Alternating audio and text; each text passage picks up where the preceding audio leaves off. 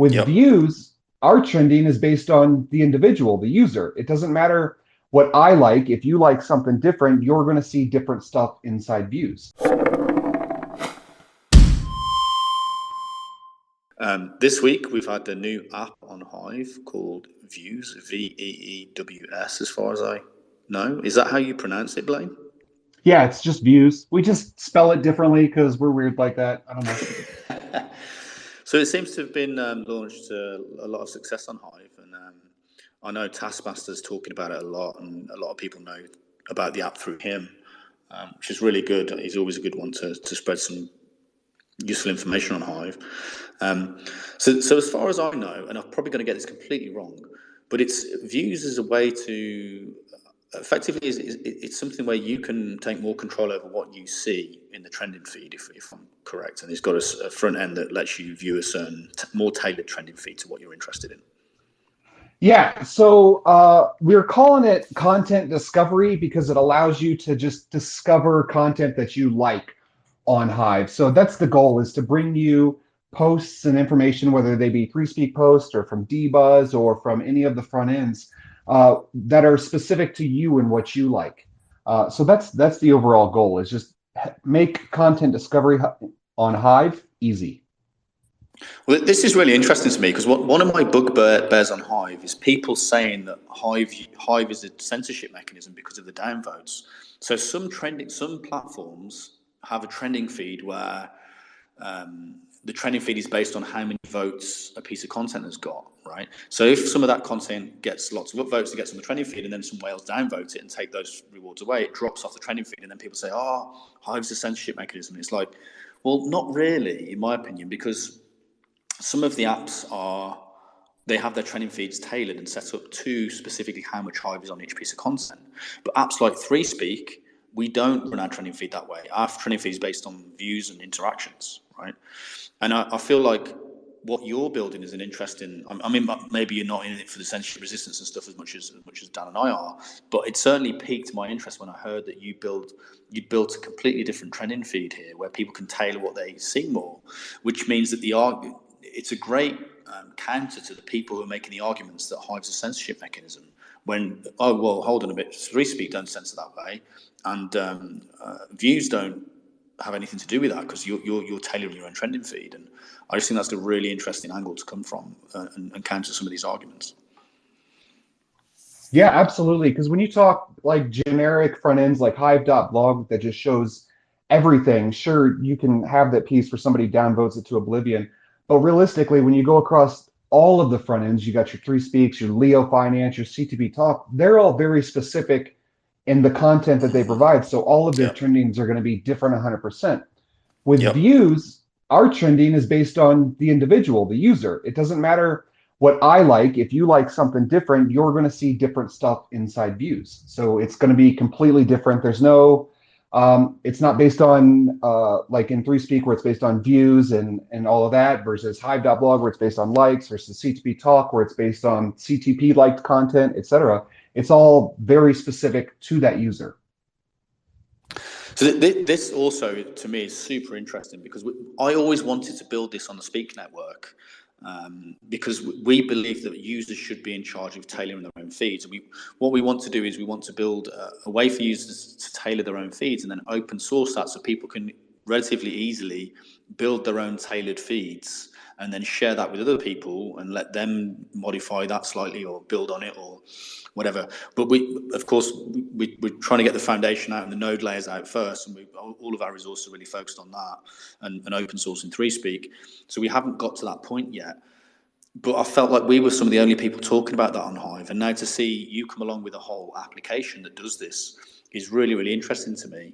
And I don't know how you could see this going forward, but do you foresee in the future some way for people on the Speak network, for example, to be able to run their own front ends and use your technology to allow their own users to tailor their own feed, so they don't have to only go to Views, but they could go to any of their own front ends and have a tailored trending feed with the Views technology, maybe. Yeah, so we've talked about something similar to that, but right now nothing's set in stone because again, we're in the beta of the views. So We're just trying to get this learning engine as balanced and as targeted as possible for each user. So every day I'm going in, I'm making updates, I'm seeing how the learning engine is working and building. And then the goal is to get a stable, good product to completely push out on this front end. Where it goes from there, again, like we've talked tokenomics and all this other stuff, even open source stuff like that, all that's up in the air at this point. So anything can happen.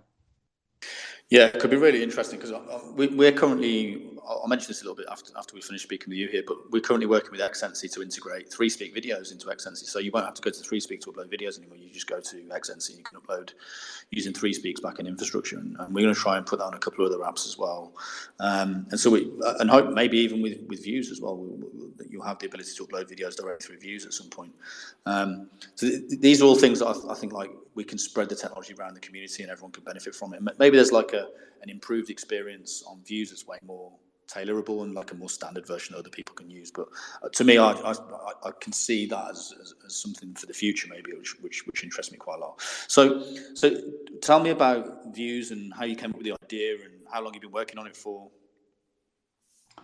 So Veews is an idea that's at least 5 years old. Content discovery has always been on our mind, and talking with Task and John in the interviews that they do, it's based upon the old Stumble Upon. And we all know what Stumble Upon was. You just stumble websites. The more you stumble, the more it learns about you, the more it finds websites that are interesting to you. So we wanted to do something like that on Hive. And this started again 4 or 5 years ago when we got the original domain, and just trying to figure it out. And I just started on Hive a couple of years ago, 4 years ago, learning Hive and everything about it. And I'm at a point now where I can start inputting information and getting the stuff off of the blockchain that I want to get. So that's basically what happened. And I figured out the math behind the learning engine probably a month ago, 2 months ago, maybe. And that's where it all came into play, because as soon as I figured out the math, then almost everything else came with it almost immediately. So just an idea that John had, and that I put into place.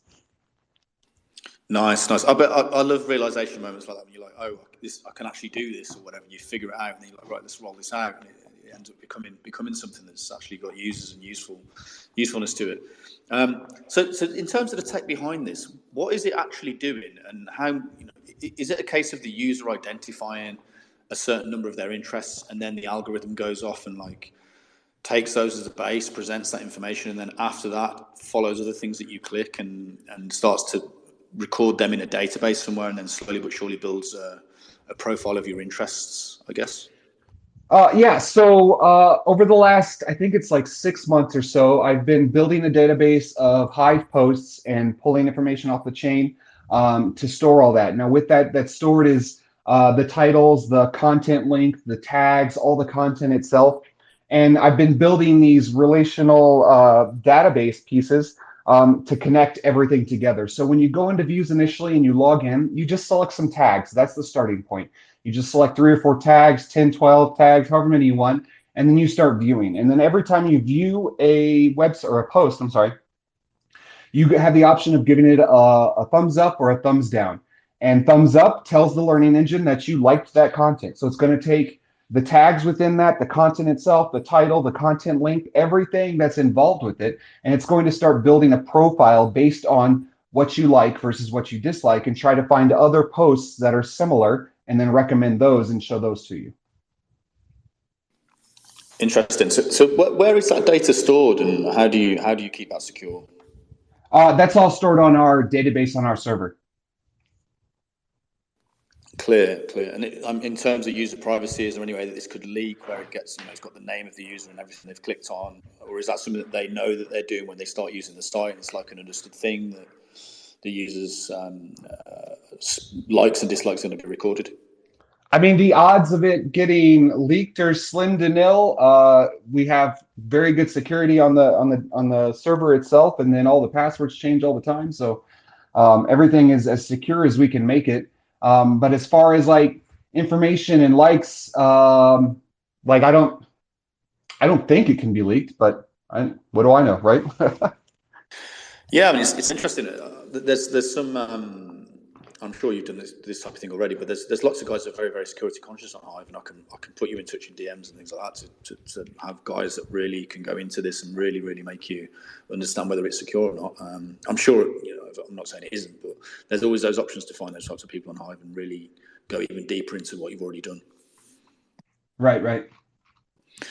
That's cool. I mean, the only reason I bring that up is obviously because to me, I'm quite security conscious as well, and I feel like, I'm not sure whether I want to have my data stored or not, or whether it's a good idea, or that type of thing. So, but at the same time, I also appreciate that if you can start building like really cool trending feeds for people and start tailoring those, and I'm always, I'm one of these with the downvote thing. The further you can get away from this stigma that the downvote damages the reputation of Hive, and well, look over here, we've got this other way to get a trending feed for people that's not affected by downvotes. That could be really, I think that's really, really cool. So there's like a bit of skepticism from me, but there's also like a bit of this is actually an interesting angle to take here. So Right. Yeah. When it comes to the views, we call it the viewer. So we've made a verb out of it, so now you can go view stuff. You thumb up and thumb down stuff, and that has no relation to the Hive database itself. So it's not actually affecting any post or anything. You have the ability to like or upvote posts, stuff like that. So nothing crosses over to the Hive as far as thumbs down or anything like that. But as far as is that a separate thing then? So you can upvote the content and separately you can like or dislike it? Yeah, it's confusing at a minimum. So we try and say thumbs up, thumbs down versus like or dislike, which is on Hive, upvote or downvote. Sorry, and we try and keep those as separate as possible. John made a almost 5-minute video on it on the front page of Veews. That task continues to say could have been 30 seconds long, but yeah. So you've got completely separate thumbs up and thumbs down versus upvote, downvote. Yeah, nice. I think this is really. I just think it's really interesting. When Tass said he could put you in touch with us to get you on the show, I was like, yeah, let's get playing on, because I just like the idea of being able to have these tailored or a separate set of trending feeds. That someone like you is working on and is actually making a point of building a really, really cool trending feed feature on the Hive ecosystem. So I think credit to you, man, and I'm really looking forward to seeing how this all goes, and best to you with as many users as possible ended up using this thing. Maybe people find a refreshing thing there where they're like, hold on a minute, I can actually start to build a more tailored feed here instead of always just being presented with the Hive upvotes trending feed. Yeah, exactly. That's the goal, is to make a personalized experience on Hive. So you always see what you want to see when it comes to viewing content and absorbing the content that's out there versus going to any of the front ends and guessing what's on their trending. Because I go to like Peak D and a lot of that stuff is like, say, Splinterlands related, when I have almost no interest in Splinterlands. So I want to find stuff that's relatable to me, stuff that I want to read. Yeah, sure. Completely with you, man. I'm looking forward to that. It'd be interesting to maybe add off-chain content to Views as well, to the indexer. Something we're working on with them. Speed Network is basically to use Hive to incentivize off-chain content. So I don't know if that would be something that would be possible, but we have basically an off-chain indexer, and the more front ends that run it, the more it'll just show up side by side with the on-chain content. And of course, you can put like a little marker to show that it's not immutable, but it's censorship resistant.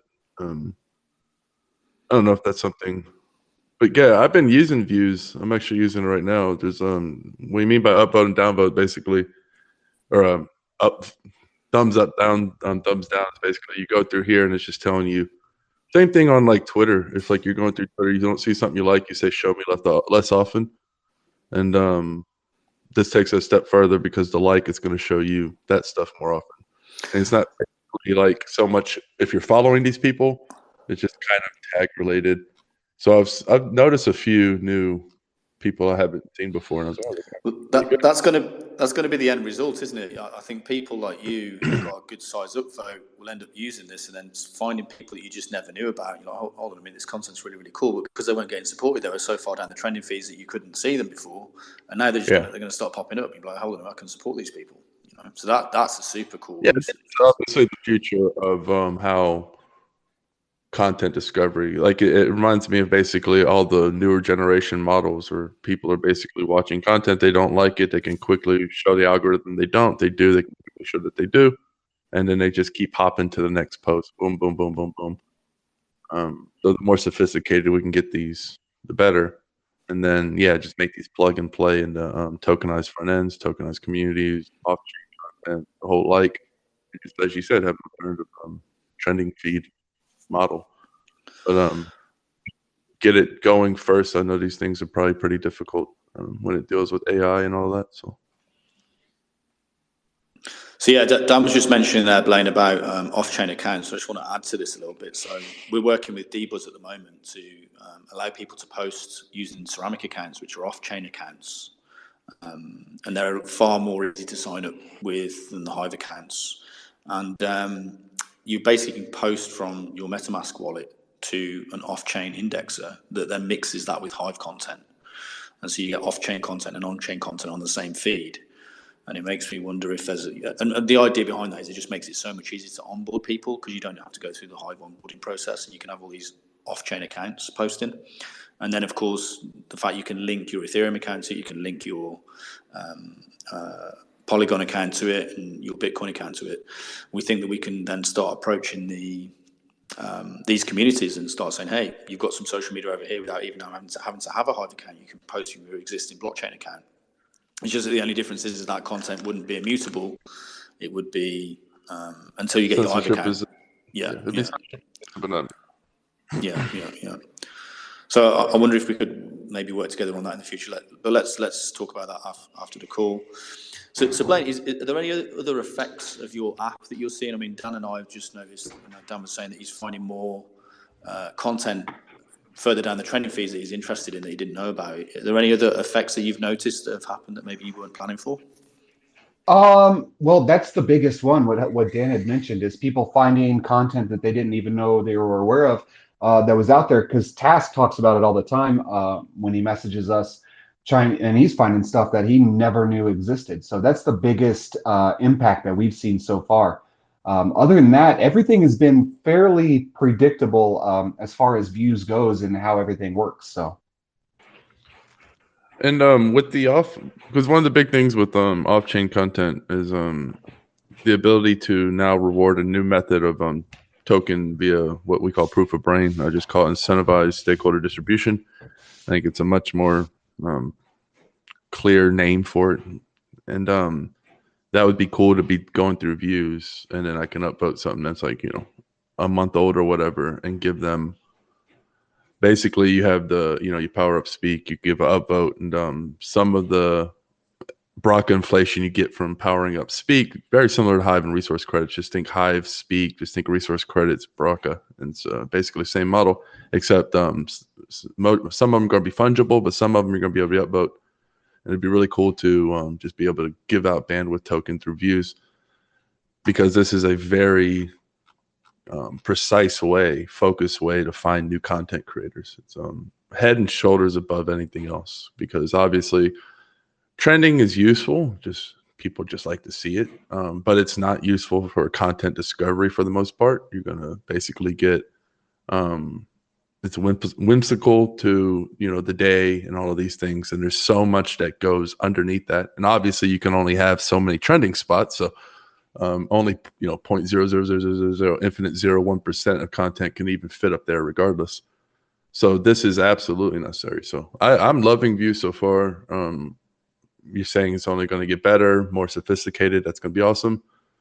So but just a little bit food for thought, because as I'm going through here, I find myself wanting to upvote, and I'm like, oh wait, that's 11 days old. But I just upvoted one that was 3 days old, 4 days old. I'm not too picky with the date if I find good content. But yeah, so I find myself wanting to upvote stuff. The thumbs up helps at the top, because I feel like I'm getting some kind of contribution to the content. But maybe even get with Brian and add Lightning Network tips or anything like that. I think tipping and this go hand in hand, kind of like beer and cooking. Right? You're cooking some steak, you want a nice little beer there. If you're going through curation, you kind of want to you kind of want to give an upvote. But yeah, I like it. I think it's the future of content discovery. Yeah, and as far as the tipping and the liking older content, all of that stuff is planned. We just have to work it in. The biggest focus right now for the beta has been the learning engine and just making sure that works. So the long-term goals is to index every single Hive post that's out there and allow people to not necessarily upvote for rewards, but like or tip or however we want to term it in whatever specified token that may be. So it could be any one of 7,000 tokens or just the Braca token, or it could be our CTP token, however we implement it in the future. So that's always been part of the plans going forward, as well as the off-chain piece as well.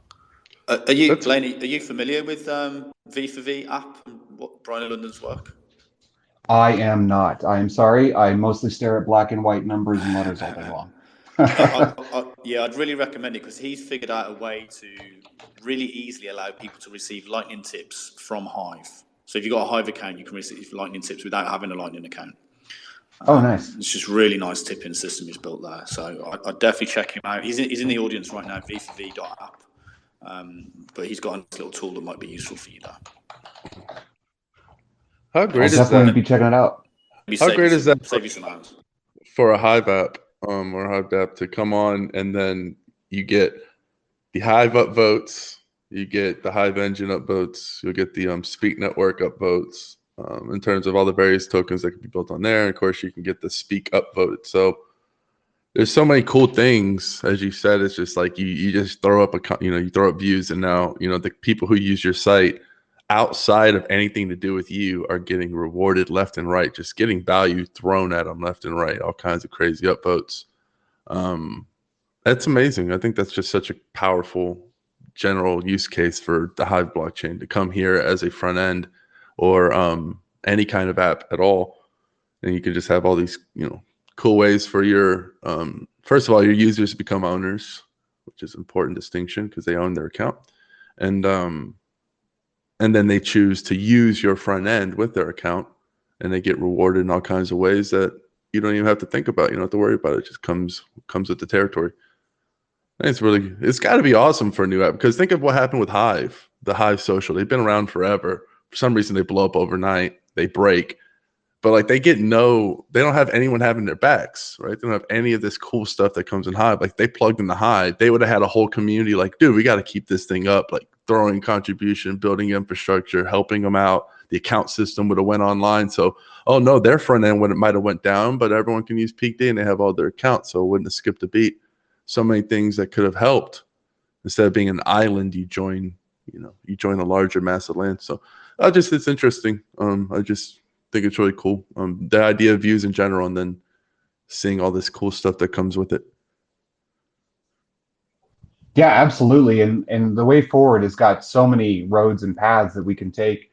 We're going to try and implement as much as we can and get it as Task likes to call it the everything app. So get it to there as much as possible while being able to incorporate all these things, the 3 Speaks, the V4V app now, and as much as possible in there. So. Are you familiar with the HAS login system, where it's a passwordless login?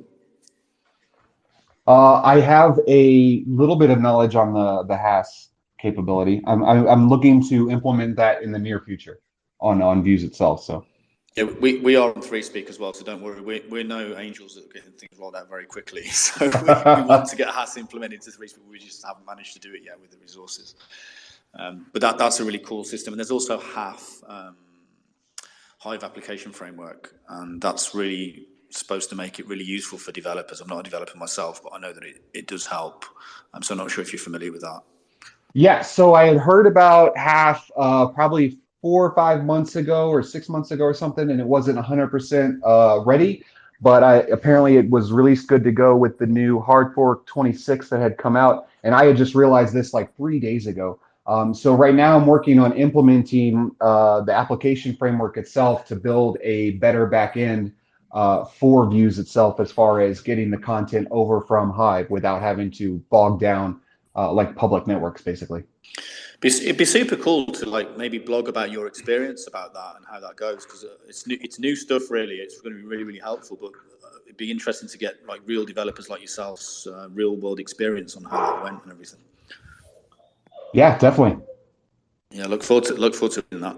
Or if you do a video on 3Speak, I look forward to seeing that. So Blaine, what for you is the next thing that you're excited about on Veews that's coming up? Well, so for me, it's all ones and zeros and nerdy stuff that I get excited about. Um, but the biggest thing right now that I'm working on outside of implementing tasks requests that he asks for every 5 minutes is just making this the back end and the learning engine as beefy and as intuitive as I possibly can. And that's what I've been working on the past couple of days is just running tests and working on that stuff. And I just find that's what's cool to me is all the nerdy stuff. So that's what I enjoy doing. You know, you've definitely got a good tester in Taskmaster. He eats, breathes, and sleeps Hive, so he's probably Oh, the right guy. he's been in love with Veews ever since I even mentioned it. So Yeah, good for him, good for you as well. Although having said that, don't take up too much of his time, because he spends. I feel like he needs about 26 hours in a day to just to keep up consuming the content that me and Dan put out. Never mind testing apps. But the community is still not sure whether or not he's a robot, so he might. Yeah, Task is obviously an AI. Yeah, he's obviously an AI.